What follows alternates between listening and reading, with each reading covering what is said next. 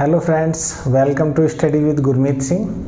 मैं गुरमीत सिंह इस online platform पे आप सभी लोगों का बहुत बहुत स्वागत अभिनंदन करता हूँ। तो इससे लास्ट लेक्चर में हमने क्या देखा था, हमने महाजनपद काल को कंप्लीट कर लिया था। ठीक है, उसकी सारी सामाजिक राजनीतिक सभी व्यवस्थाएं देख ली थी। आज का जो हमारा टॉपिक रहेगा वो रहेगा जो प्राचीन भारत में जो नए धार्मिक विचारों का उद्भव कैसे हुआ। ठीक है, तो सबसे पहले हम देखते हैं जो हमारा आज का टॉपिक क्या है, नए धार्मिक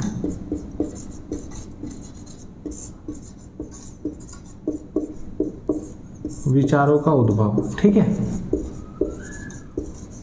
ये कब के टाइम की बात चल रही है, 600 बीसी की बात चल रही है ना। इस टाइम पे जो नए धार्मिक विचार आए वो कौन कौन से धार्मिक विचार है, किन किन धार्मिक विचारों का उद्भव हुआ है। तो सबसे पहले हम देखते हैं, मैंने बताया आपको कि अगर हम टोटल संप्रदायों की बात करें तो 62 संप्रदाय थे। उनमें भी जो प्रमुख हैं उनमें सिर्फ 2 ही प्रमुख हैं, जैन धर्म और बौद्ध धर्म। तो जो नए धार्मिक विचार है इनका उद्भव क्यों हुआ, ऐसा वैदिक धर्म चलता आ रहा था 1000 बीसी से, मतलब 1500 बीसी से जो चलता आ रहा था 1000 साल से, उसको क्यों, ऐसा क्या हो गया, उसने कौन सा रूप धारण कर लिया जिससे लोगों को वो पसंद नहीं आ रहा था। तो सबसे पहले हम जो उसका रीजन है ना, कारण देखते हैं कि इनका कारण क्या है, नए धार्मिक विचारों के उद्भव का कारण क्या है। तो कारण में हम सबसे पहले देखते हैं कि जो वैदिक धर्म दर्शन था वो क्या हो गया था, उसने बहुत जटिल स्वरूप धारण कर लिया था। ठीक है, बहुत जटिल स्वरूप में वो अपने आ गया था। कर्मकांड व्यवस्थाएं थी उसमें, है ना। तो सबसे पहले हम देखेंगे धार्मिक कर्मकांड। कर्मकांड इतने ज्यादा अपनी चरम सीमा पे पहुंच चुके थे कि हर चीज में, है ना, जो धार्मिक कर्मकांड है हर चीज में कर्मकांडी व्यवस्था होती थी। किसी का बच्चे का जन्म हुआ, छोटी मोटी कुछ भी चीज है ना, खेती करनी है, जमीन जुताई करनी है, जो भी है, कर्मकांडी व्यवस्था बहुत अपने चरम सीमा पे पहुंच चुकी थी। दूसरा क्या है कि इस टाइम पीरियड में 600 बीसी की बात करें तो कृषि का जो ग्रामीण अर्थव्यवस्था थी, मतलब कृषि का बहुत ज़्यादा विकास हो चुका था। और इस कर्मकांडी व्यवस्था में क्या होता था, बहुत बड़ी संख्या में पशुओं की बलि दी जाती थी, बड़े बड़े यज्ञ किए जाते थे, हजारों की संख्या में पशुओं की बलि दी जाती थी, जिससे क्या होता था, जो कृषि के लिए जो पशुओं की ज़रूरत पड़ती है वो उनकी क्षति हो जाती थी, जो जन सामान्य लोगों के लिए बहुत अच्छा नहीं था, लोग परेशान थे। इसलिए कुछ नया चाहते थे जो इन चीज़ों से हटके हो, कर्मकांड व्यवस्था से। दूसरा क्या है कि जो वैदिक धर्म था उसकी जो भाषा थी वो काफ़ी जटिल थी, है ना, उसको हर कोई समझ नहीं पाता था। तो सिर्फ ब्राह्मण लोगों का, है ना, जो ब्राह्मण वर्ग के लोग थे, सिर्फ उन्हीं का वर्चस्व था, उन्हें ही पता था कि क्या वेदों में क्या लिखा हुआ है, कैसे वेद हैं। तो वो जन सामान्य की भाषा में नहीं थे। ठीक है, वो संस्कृत, वैदिक संस्कृत में थे, जिसको जन सामान्य लोग नहीं समझ पाते थे। तीसरा क्या है कि जो ब्राह्मण वर्ग था, है ना, ब्राह्मण वर्ग का जो था ना काफ़ी वर्चस्व हो चुका, प्रभुत्व, ब्राह्मण वर्ग का प्रभुत्व हर चीज में, उनका राजनीतिक और सामाजिक प्रभुत्व काफ़ी वर्चस्व काफ़ी ज़्यादा था। तो लोग इससे भी परेशान थे कि ये एक ऐसा वर्ग था जो तीनों वर्गों को डायरेक्ट या इनडायरेक्ट कंट्रोल करके रखता था। तो ये सब व्यवस्थाएं थी। और इसके आगे बात करेंगे कि जो वैदिक धर्म था उसमें वर्ण व्यवस्था को बहुत ज़्यादा प्रेशर दिया जा रहा था, वर्ण व्यवस्था अपने जटिल स्वरूप में पहुंच गई थी। ठीक है, तीसरा रीजन क्या था कि इस टाइम पीरियड में जो नए जो राजा थे वो क्षत्रिय वर्ग के थे। तो वो ब्राह्मण वर्ग, जो क्षत्रिय वर्ग होता है, उनको इतना ज़्यादा वैदिक जो वेद थे उनकी बहुत ज़्यादा जानकारी नहीं होती थी। तो वो भी चाहते थे कि ऐसा कुछ हो जो हमारे भी समझ में आए, सिर्फ ऐसा नहीं कि जो ब्राह्मणों ने समझा दिया सिर्फ वही है। तो ये राजनीतिक दशाएं थी ऐसी कि राजनीतिक दशाएं अनुकूल थी, है ना, जो फेवर करते थे नए नए धर्मों का, अहिंसात्मक। और जो वैदिक धर्म था वो क्या करता था, वो जैसे क्या सूद पे है ना, ब्याज पे धन देना, ये सब अलाउ नहीं करता था। तो जो नए नए धर्म आए उन्होंने जो सूद पे ब्याज देना अलाउ किया, व्यापार में बढ़ोतरी की, है ना। तो ये बहुत सारे रीजन थे जिससे लोगों ने इसको, जो नए नए धर्म थे उन्होंने एक्सेप्ट किया, ठीक है, नए नए धर्मों को। तो ये 2-3 रीजन लिख दिए। वैसे मैं लिख सकता हूँ और भी लिख देते हैं, वर्ण व्यवस्था, है ना, का जटिल स्वरूप,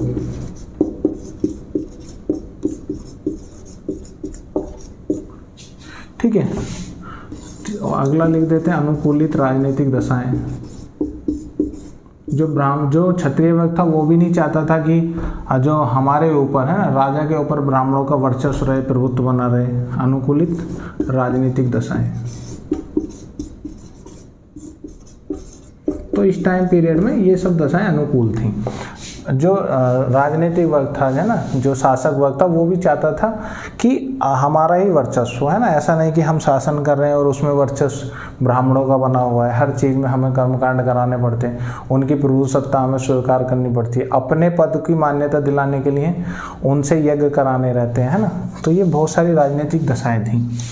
तो ये सिर्फ आपके नॉलेज के लिए है, ये कॉन्सेप्ट लेवल की चीज़ है जो बड़े बड़े एग्जामों में पूछी जाती हैं, यूपीएससी लेवल के। तो अभी जो हमारा जो आज का जो मेन टॉपिक रहेगा वो रहेगा जैन धर्म। जो हमारा मेन टॉपिक है आज का वो क्या है? जैन धर्म। तो देखिए, जैन धर्म के जो प्रारंभिक संस्थापक थे, ठीक है ना, जो प्रारंभिक संस्थापक थे वो कौन थे? ऋषभदेव, ठीक है, ऋषभदेव। तो जो लिख लेते हैं,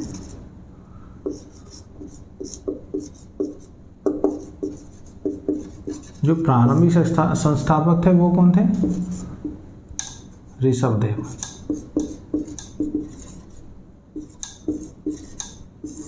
तो जैन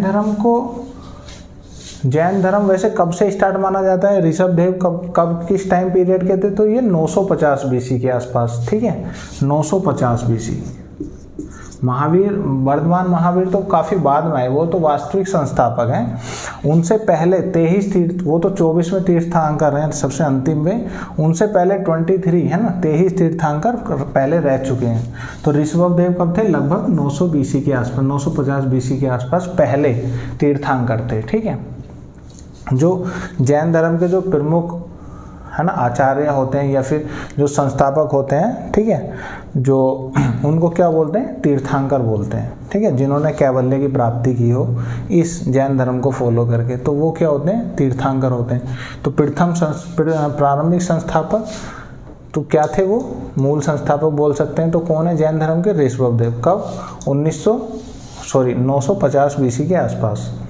अब देखिए, जैन धर्म में जो है मूर्ति पूजा तो होती नहीं है, तो मूर्ति की जगह वो क्या करते हैं कि हर तीर्थंकर की, जो जैन संप्रदाय के लोग होते हैं, वो हर तीर्थंकर का एक संकेत चुन लेते हैं कि इस तीर्थंकर का ये संकेत था ना, फिर उस संकेत की पूजा की जाती है। तो ये माना जाता है कि उस तीर्थंकर की पूजा की जा रही है। जैसे जैन धर्म में 24 तीर्थंकर है ना, 24, तो 24 संकेत हैं, है ना, सबके अलग अलग संकेत हैं। तो ऋषभदेव का संकेत क्या है? इन ऋषभदेव को किससे संबोधित भी किया जा सकता है? तो इनका संकेत क्या था? है ना, जो बैल होते हैं। संकेत समझ रहे हैं ना? जो संकेत समझ रहे हैं ना? संकेत मतलब एक मूर्ति ना बना के, जैसे हिंदू धर्म में हमने भोले जी की मूर्ति बना दी, शंकर जी की, ऐसे मूर्ति ना बना के एक संकेत बना दिया जाता है, संकेत। तो उसको मान लिया जाता है कि ये वही है, वही तीर्थंकर। तो इनका क्या था? वृषभ, ठीक है, बैल। तो इनका संकेत वृषभ था, ठीक है। ऋषभदेव का जो संकेत था वो बैल था। फिर हम बात करेंगे जो जैन धर्म का शाब्दिक अर्थ क्या है, ठीक है।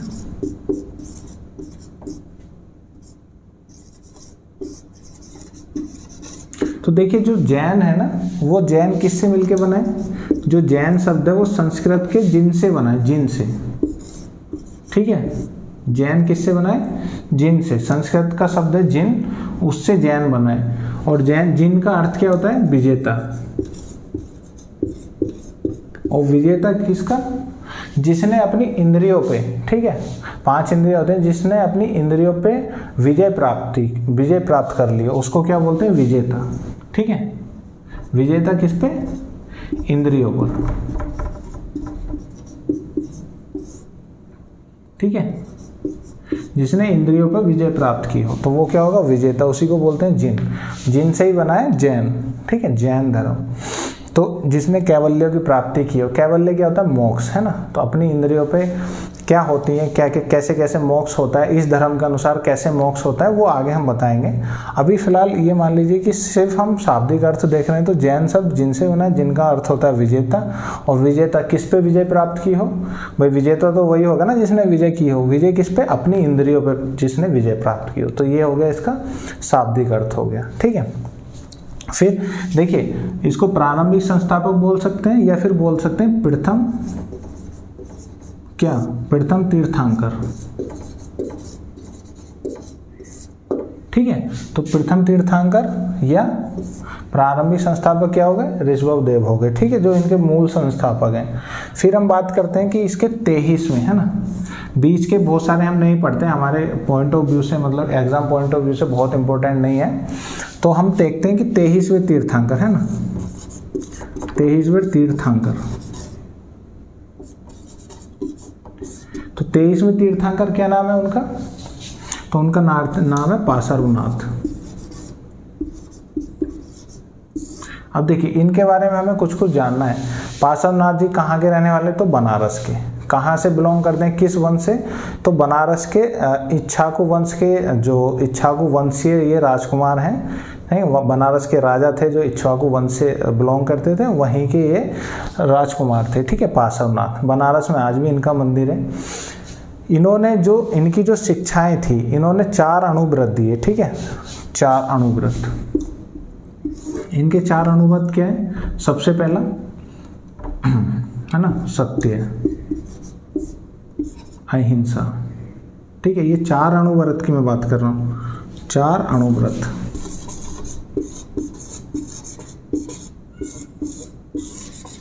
ठीक है, 4 अणुव्रत में सबसे पहला क्या है? सत्य। दूसरा अहिंसा। ठीक है, तीसरा आस्ते।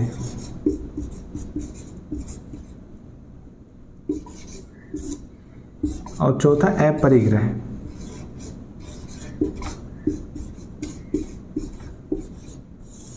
ठीक है, देखिए, सत्य से तो सब लोग जानते हैं कि हमें सत्य का साथ, मतलब सत्य, हमेशा सत्य बोलना चाहिए। ठीक है, सत्य की राह पे चलना चाहिए।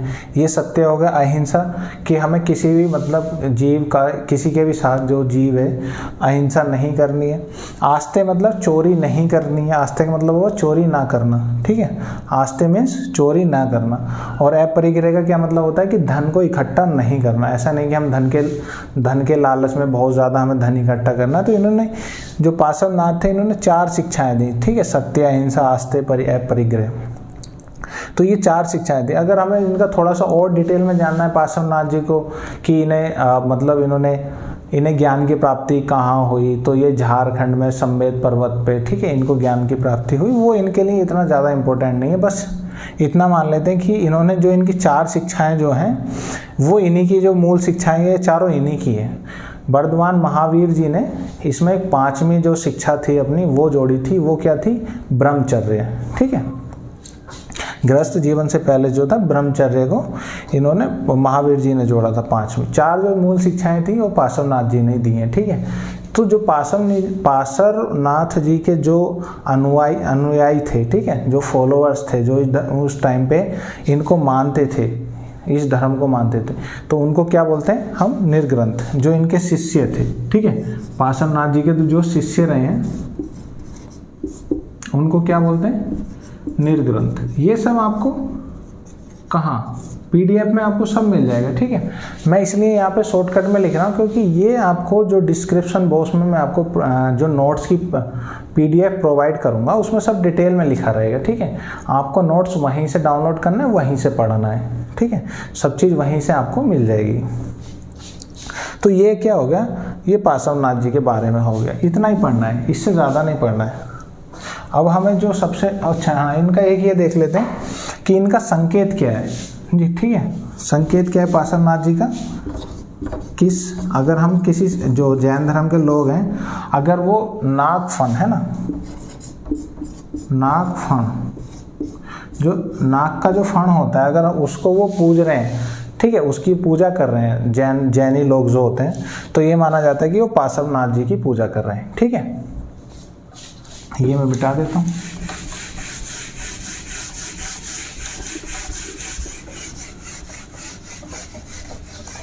जो हमारे जो अब सबसे जो मेन जो तीर्थंकर रहेंगे वो क्या होंगे? वो रहेंगे महावीर जैन। ठीक है, महावीर जैन हमें पढ़ना है मेनली वर्धमान महावीर जैन को।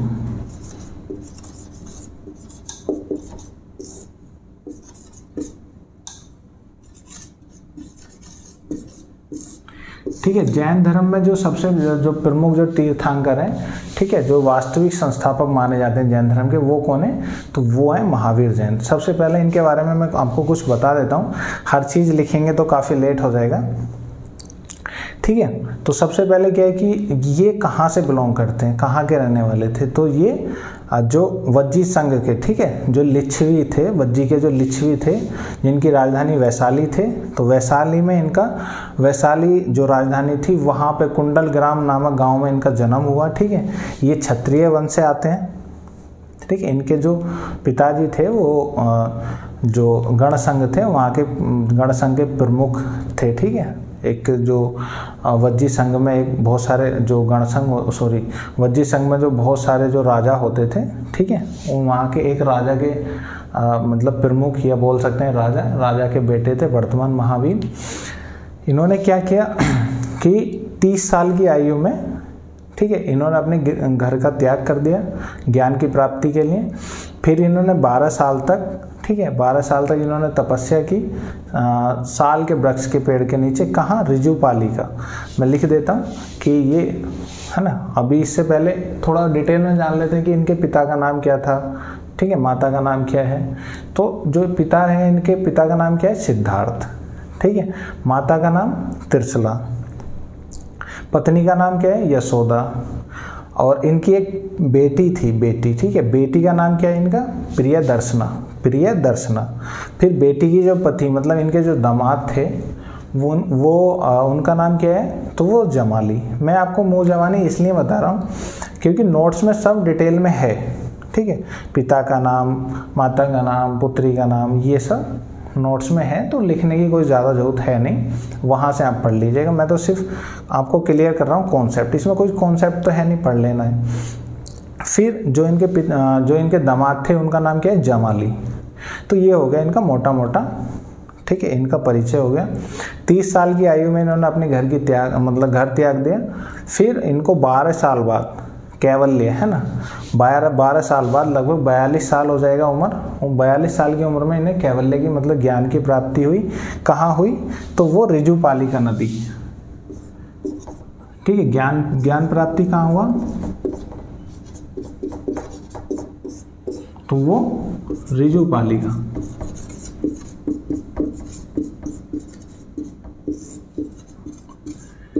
ऋजुपालिका नदी साल के वृक्ष के पेड़ के नीचे, ठीक है, साल वृक्ष के नीचे, जो साल का वृक्ष था उसके नीचे इनको ज्ञान की प्राप्ति हुई। ठीक है, कितनी वर्ष में? 42 वर्ष की आयु में।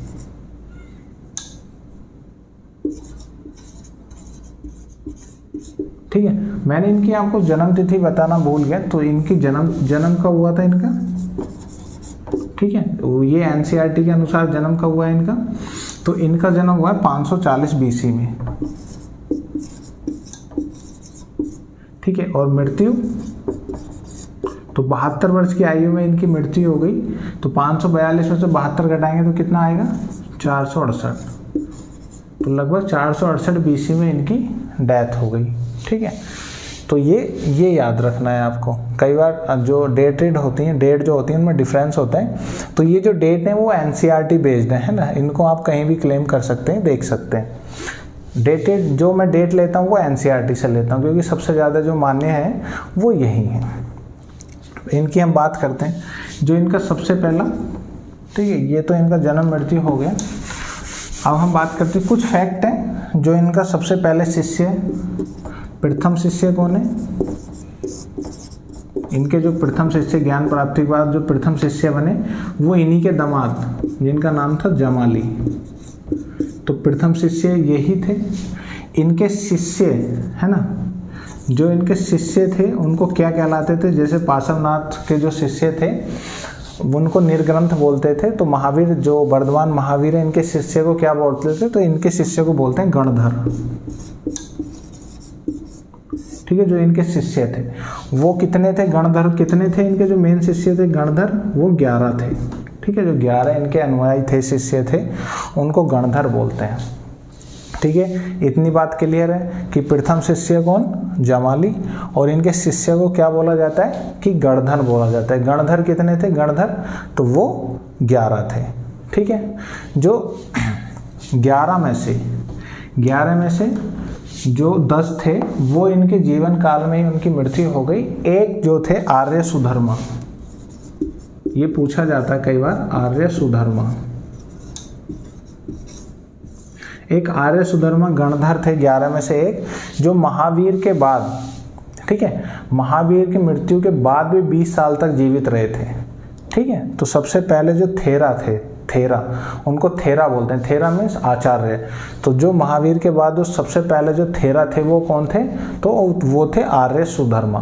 ठीक है, ये याद रखिएगा, ये फैक्ट है, कई बार पूछा जाता है। ये प्रथम थेरा थे। ठीक है, आर्य सुधर्मा प्रथम थेरा, मतलब प्रथम जो फर्स्ट थेरा। थेरा मीन्स क्या होता है? आचार्य। तो प्रथम आचार्य कौन थे? जैन धर्म के ये आर्य सुधर्मा। ठीक है, इन्हीं को थेरा बोला जाता है, आचार्य बोला जाता है। ठीक है, तो ये कॉन्सेप्ट आप क्लियर रखिएगा कि प्रथम शिष्य कौन और शिष्य को क्या कहा जाता। जो देखिए, जो जैन धर्म में हम देखते हैं कि जैन धर्म के सिद्धांत क्या हैं, किस सिद्धांत पर जैन धर्म काम करता है। ठीक है, ये तो मैंने अब तक जो बताया आपको महावीर जैन के बारे में बताया है। ठीक है, उसके बाद जो जैन धर्म है उसका सिद्धांत क्या है पूरे जैन धर्म का, तो ये जैन महावीर जी के बारे में मैं अब हटा देता हूँ। अब हम पूरे जैन धर्म की बात करते हैं। ये कुछ फैक्ट थे जो मैंने कुछ आपको मुँह जबानी बताए और कुछ लिख के बताए। बाकी हालांकि ये सब जो जितने भी हैं ये आपको कहाँ मिलेंगे? नोट्स में, प्रॉपरली लिखे हुए नोट्स में आपको मिल जाएंगे। अब हम बात करेंगे जैन धर्म की। ये महावीर, अच्छा महावीर, एक फैक्ट हो रहा है कि महावीर जो ये महावीर हैं इनका संकेत क्या है ना? साकेत, जो संकेत जिनकी पूजा की जाती है। ठीक है, जैसे ऋषभ देव की बिरसर था और इनका पार्श्वनाथ जी का नागफन था, तो ऐसे ही महावीर जैन का क्या था? सिंह, मतलब शेर। अगर शेर की का संकेत मिल रहा है तो वो कौन होते हैं? उन किसको माना जाता है कि कौन से तीर्थंकर की पूजा हो रही है? तो वो महावीर जी की पूजा हो रही है। अगर सिंह की बात करते हैं तो शेर की। तो अब हम देखेंगे पूरे जैन धर्म को। तो पूरे जैन धर्म का हम देखते हैं कि सिद्धांत क्या है, जैन धर्म किस सिद्धांत पर काम करता है। ठीक है, तो जैन धर्म का सिद्धांत किस काम पे काम करता है? कर्मवाद पे,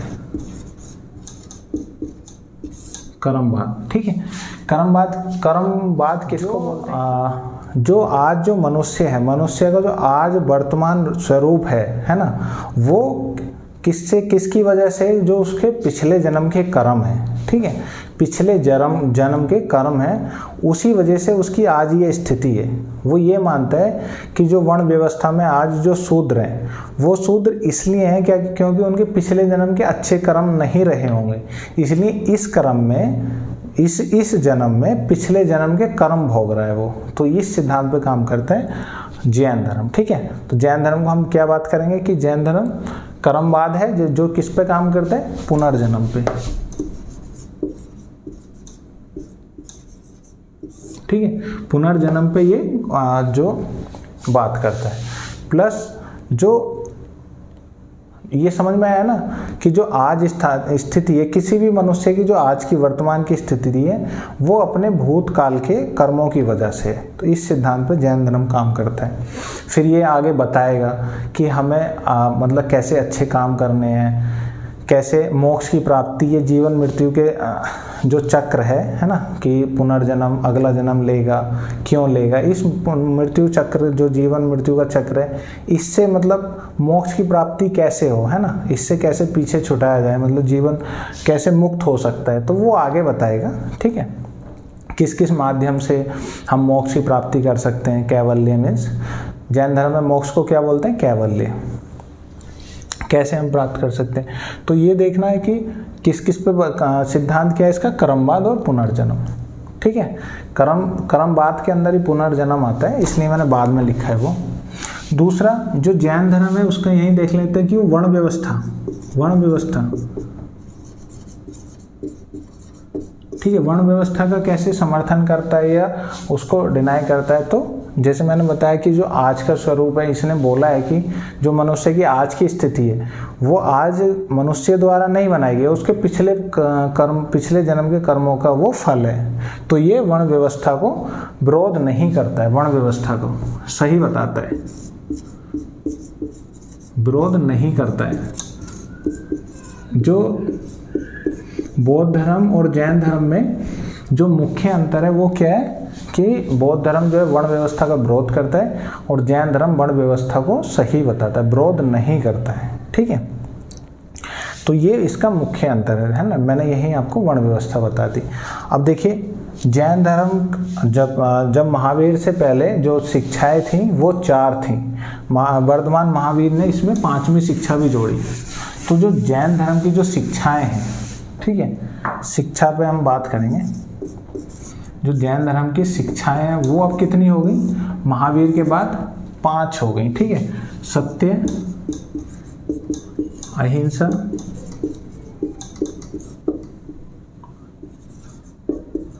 आस्ते,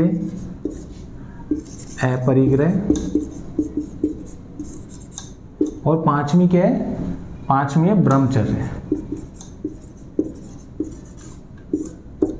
ब्रह्मचर्य, ये 5वीं जो शिक्षा है ये किसने जोड़ा, ये महावीर ने जोड़ा है। ठीक है, पार्श्वनाथ जी ने ऊपर की 4 शिक्षाएं दी थी, ये महावीर ने, वर्धमान महावीर ने इसको जोड़ा है। ठीक है, ब्रह्मचर्य को, जो 5वीं शिक्षा है।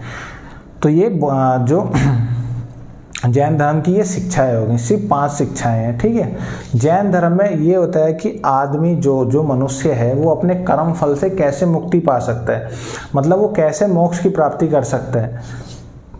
ऐसा नहीं कि जैसे क्या होता है ना, जैन धर्म के अनुसार क्या होता है कि जैसे पिछले जन्म में कुछ कर्म किए, कुछ गलत कर्म किए, ठीक है, बेकार कार्य किए हैं, तो उनकी सजा इस जन्म में मिल रही है। तो वो ये बताता है कि आप इस जन्म में भी कैसे अपने जो कर्म अवशेष हैं, जो तुम्हारे कर्म बचे हुए हैं, उसको आप कैसे न्यूट्रल कर सकते हैं, कैसे आप ऐसे कर्म करें कि आपका कोई मतलब उसमें जो कर्मों की जो सजा है अगले जन्म में ना भुगतनी पड़े आपको, मतलब जो कर्म फल है उससे मुक्त हो जाए, ना गलत ना सही। आपको ये सब करना है जिससे आपको मोक्ष की प्राप्ति हो सके। ठीक है, तो मोक्ष प्राप्ति करने के लिए क्या करना पड़ेगा, आपको कर्म फल से मुक्त होना पड़ेगा, कि जो आप गलत कर रहे हैं गलत नहीं करना है। ठीक है, उस और सही करना है चीज़ों को, ताकि आपका कोई जो बुरा कर्म है आपको अगले जन्म में ना झेलना पड़े। तो उसके लिए इन्होंने क्या दिया है, इन्होंने त्रिरत्न दिए, त्रिरत्न। ठीक है, त्रिरत्न उसको बोलते हैं जैन धर्म में त्रिरत्न। ठीक है, त्रिरत्न किसके लिए होते हैं, मोक्ष प्राप्ति के लिए। कुछ लोग सोच रहे होंगे त्रिरत्न क्या होता है, तो उन्होंने तीन चीजें दी हैं जिससे कि आप मोक्ष की प्राप्ति कर सकते हैं। ठीक है, मोक्ष की प्राप्ति उन्हीं को बोलते हैं त्रिरत्न, है ना, मोक्ष की प्राप्ति या कर्म फल। ऐसा ना हो कि इस जन्म में भी तुम्हारे कुछ कर्म है वो अवशेष रह जाएं तो आपको अगले जन्म में झेलने पड़े, तो वो कर्म फल से मुक्ति मिलना है। ठीक है, कैसे मिलेगी, कर्म फल से मुक्ति, उसी को बोलते हैं मोक्ष की प्राप्ति। अब देखो ये ऐसा माना जाता है कि जब आपका कोई कर्म, किसी भी जन्म में कोई कर्म अवशेष नहीं रहेगा, एकदम न्यूट्रल हो जाओगे आप, कर्म अवशेष समाप्त हो जाएगा तो आपको मोक्ष मिल जाएगा। तो उसी के लिए इन्होंने त्रिरत्न दिए कि कैसे आपको मोक्ष मिलेगा। तो उसके लिए आपको क्या क्या करना पड़ेगा। त्रिरत्न में क्या आता है, सबसे पहले आता है सम्यक दर्शन, ठीक है, सम्यक दर्शन, ठीक है। दूसरा सम्यक ज्ञान, तीसरा सम्यक आचरण।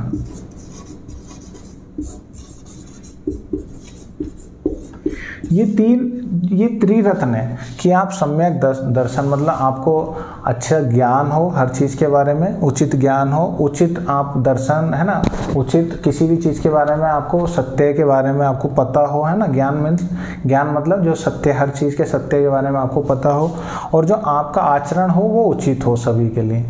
तो इन चीज़ों, इन तीनों को हम क्या बोलते हैं, त्रिरत्न। जैन धर्म में ये त्रिरत्न है जिसके माध्यम से क्या मोक्ष की प्राप्ति की बताया गया है कि अगर आप इनको फॉलो करेंगे तो आपको मोक्ष मिलेगा, आप कर्म फल से मुक्त हो जाएंगे, ठीक है। फिर हम देखते हैं कि जैन धर्म के जो दर्शन है, ठीक है, जैन धर्म में कौन कौन से दर्शन है। जो सम्यक दर्शन की बात की गई है तो वो दर्शन कौन कौन से हैं, जैन धर्म किस किस दर्शन की बात करता है। तो जैन धर्म में 3 ही दर्शन दिए गए हैं, ठीक है।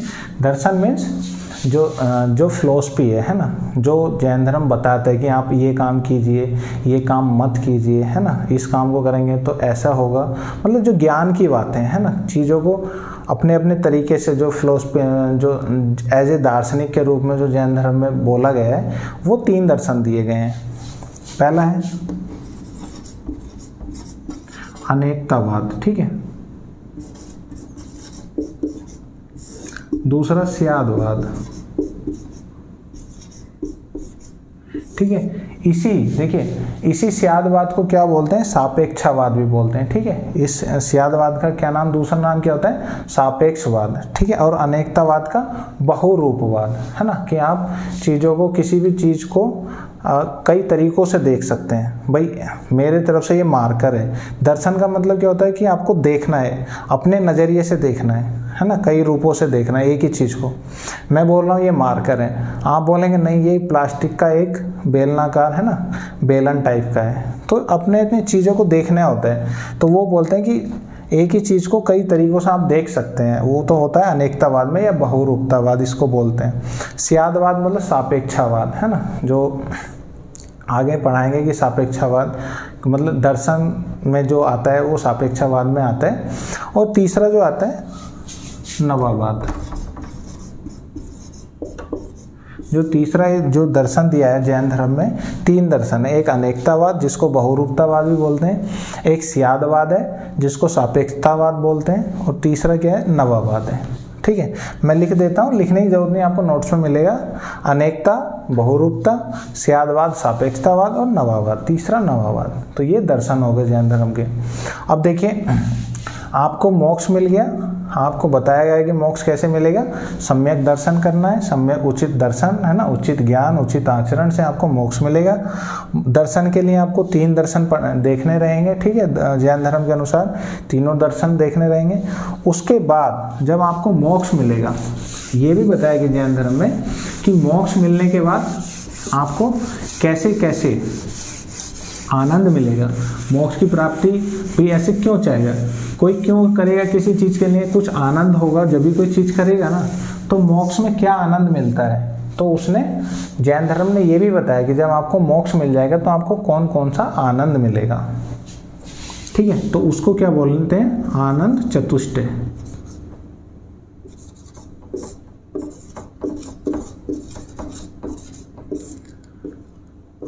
आनंद चतुष्टय का क्या मतलब है,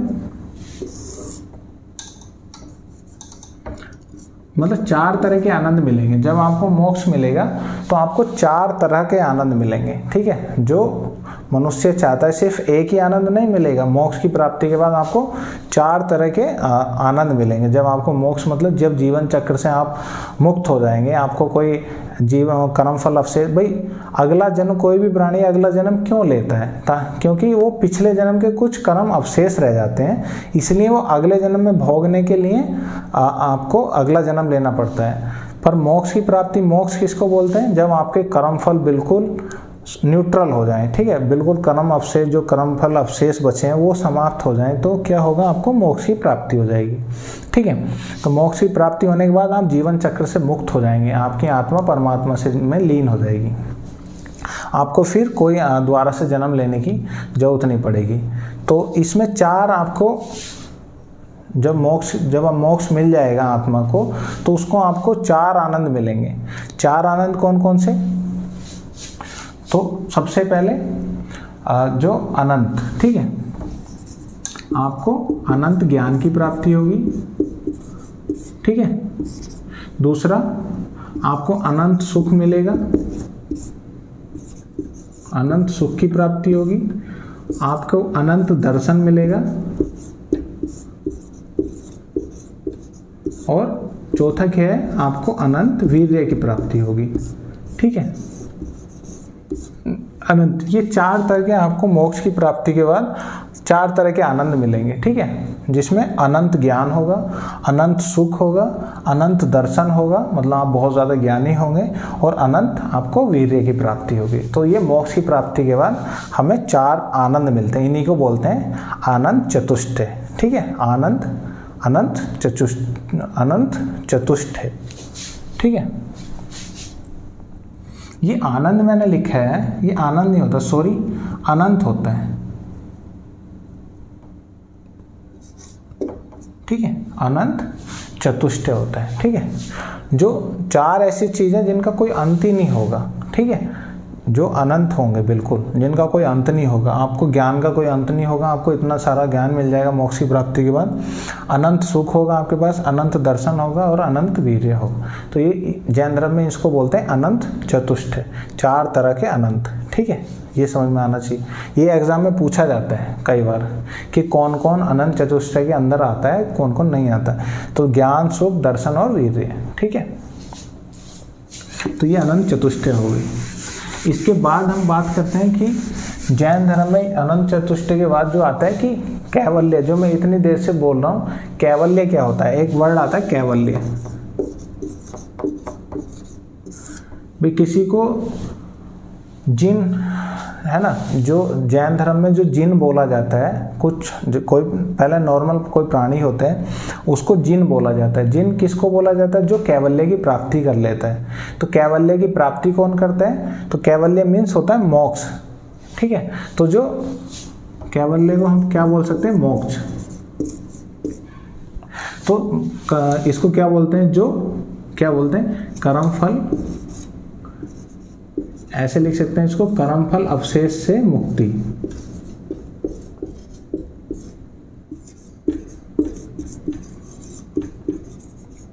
मतलब क्या हो इस लाइन की? इस लाइन का मतलब क्या है कि जो आपके इस जन्म में कर्म है ना, ऐसा ना हो कि आपको इस जन्म के कर्म अगले जन्म में झेलना पड़े। तो उसके लिए आपको क्या करना पड़ेगा? इस जन्म के कर्म या जितने भी आपके पिछले जन्म के कर्म है जो आपको भोगना है, उसको आपको न्यूट्रल करना है, ठीक है, अवशेष को समाप्त करना है, तभी आपको मोक्ष की प्राप्ति होगी। अगर कुछ अगर आपने कोई पाप किया है और वो पाप की आपको सजा नहीं मिली है, तो वो आपको भोगने के लिए अगला जन्म लेना पड़ेगा आपकी आत्मा को, ठीक है। तो अगर अवशेष समाप्त हो जाता है तो मान लिया जाता है कि आपको कैवल्य की प्राप्ति हो गई, मोक्ष की प्राप्ति हो गई। अब आपको जीवन चक्र से मुक्ति मिल चुकी है, अब आपको अगला जन्म नहीं लेना पड़ेगा।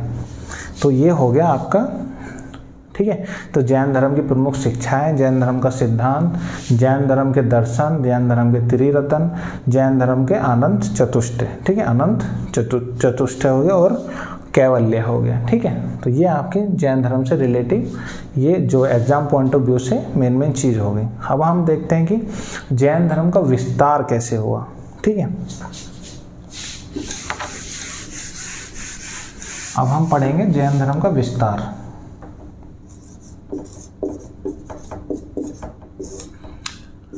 तो देखिए, जब महावीर जैन की मृत्यु कब हुई? 468 BC के आसपास। तो ऐसा माना जाता है कि जैन धर्म की मृत्यु के बाद लगभग 200 वर्ष बाद, ठीक है, जैन धर्म की महावीर जैन की मृत्यु के 200 वर्ष बाद, लगभग 200 वर्ष बाद, तो जो जैन धर्म का जो प्रमुख जो गढ़ था, जो जैन धर्म का प्रमुख जहाँ पे जो धार्मिक गढ़ था वो क्या था? मगध। तो ऐसा माना जाता है कि उस टाइम पे जो चंद्रगुप्त मौर्य के टाइम पे आसपास, या है ना, उसके आसपास, उससे थोड़ा पहले मगध में अकाल पड़ा, ठीक है। मगध में अकाल पड़ने से क्या हुआ कि कुछ लोग साउथ की तरफ चले गए, है ना, दक्षिण भारत की तरफ चले गए, कुछ लोग यहीं मगध में रुके रहे और कुछ लोग अकाल पड़ने से दक्षिण भारत चले गए। तो उससे क्या हुआ कि जब वो लोग कुछ दिन बाद जब वो लौटे तो उनमें क्या देखते हैं कि कुछ मतभेद हो गए। जो मगध में रहने वाले लोग थे, उन्होंने जो जैन धर्म की मूल शिक्षाएं थी उनमें उन्होंने कुछ परिवर्तन किए और वो परिवर्तनवादी कहलाए या थेरापंथी कहलाए, ठीक है। और वो श्वेत कपड़े धारण कर लेते थे, ठीक है। देखिए जैन धर्म में क्या था, शुरू में जो महावीर जैन थे उन्होंने भी अपने वस्त्र त्याग दिए थे, पर मगध में जब अकाल पड़ा और अकाल पड़ने के बाद कुछ संप्रदाय, कुछ लोग जो थे जैन धर्म के अनुयायी भद्रबाहु के, है ना, जो भद्रबाहु, देखिए भद्रबाहु के नेतृत्व में कुछ लोग कहाँ चले गए? दक्षिण भारत। ये तो चले गए कुछ लोग दक्षिण भारत, ठीक है।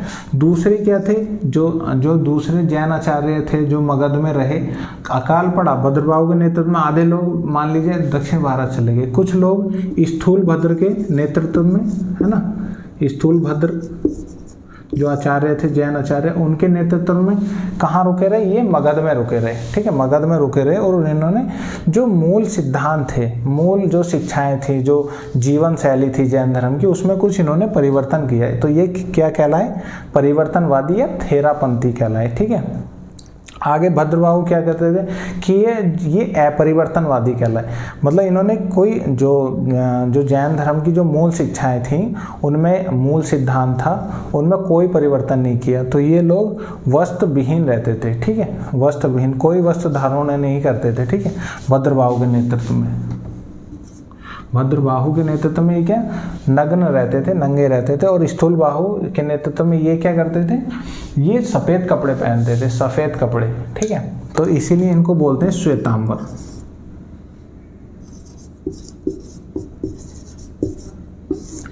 ये श्वेतांबर कहलाए क्योंकि सफ़ेद धारण करते थे जो मगध के लोग थे, जो स्थूल बाहु के नेतृत्व में थे। और जो दिगंबर, ये जो भद्रबाहु के नेतृत्व में थे, इनको क्या बोला गया? दिगंबर, क्योंकि ये वस्त्र विहीन रहते थे। तो ये दिगंबर, जो जैन धर्म था 2 संप्रदायों में डिवाइड हो गया, श्वेतांबर और दिगंबर, ठीक है। तो श्वेतांबर किसके नेतृत्व में? जो सफ़ेद कपड़े वस्त्र पहनते थे, मगध के लोग थे, ठीक है, स्थूल बाहु के नेतृत्व में। तो जब ये लोग भद्रबाहु जो दक्षिण भारत से जब वापस लौटते हैं तो भद्रबाहु और स्थूल भद्र के बीच में कुछ मतभेद हो जाता है, जिससे ये जैन धर्म जो है 2 संप्रदायों में डिवाइड हो जाता है, श्वेतांबर और दिगंबर, ठीक है। इतना समझ में आना चाहिए। तो जैन धर्म का हम विस्तार देख रहे हैं। तो दक्षिण भारत में कौन लेके गया जैन धर्म को? तो वो भद्रबाहु के नेतृत्व में ये जैन धर्म का विस्तार हुआ दक्षिण भारत में, ठीक है। जब हम उड़ीसा के खारवेल, है ना, उड़ीसा का एक शासक था प्रथम BC के आसपास, तो वहाँ भी देखते हैं कि जो वहाँ का जो शासक था खारवेल, है ना, बहुत प्रमुख शासक था उड़ीसा का, वो भी क्या करता था? वो भी जैन धर्म का अनुयायी था, फॉलोवर था। उससे कहाँ से? जो हाथी गुम्फा अभिलेख मिला है उसमें उल्लेखित है कि जो खारवेल था वो जैन धर्म का अनुयायी था। प्लस जो चंद्रगुप्त मौर्य था, ठीक है, जो मगध साम्राज्य का, ठीक है, जो शासक थे चंद्रगुप्त मौर्य, वो भी क्या थे? जैन धर्म के अनुयायी थे। उन्होंने भी दक्षिण भारत में जैन धर्म का बहुत ज़्यादा प्रचार प्रसार किया। स्वयं वो दक्षिण भारत में जाके जैन धर्म का प्रचार प्रसार करते थे। उनके टाइम में, जो चंद्रगुप्त मौर्य के टाइम में जो आचार्य थे जैन धर्म के आचार्य, वो कौन थे? भद्रबाहु, ठीक है। जो जैन धर्म के आचार्य थे चंद्रगुप्त मौर्य के टाइम पे वो भद्रबाहु थे, ठीक है। तो ऐसे जो जैन धर्म का प्रसार हुआ, ठीक है, ये समझिए उड़ीसा में हुआ, साउथ में जो लेके गए थे वो चंद्रगुप्त मौर्य और भद्रबाहु लेके गए, ठीक है। फिर हम देखते हैं, ये इसका विस्तार हो गया। फिर इस लेक्चर में इतना ही रहने देते हैं। अगले लेक्चर में हम देखेंगे कि जैन धर्म के साहित्य वगैरह ये सब हम देखेंगे अगले लेक्चर में, ठीक है। तो तब तक के लिए थैंक यू।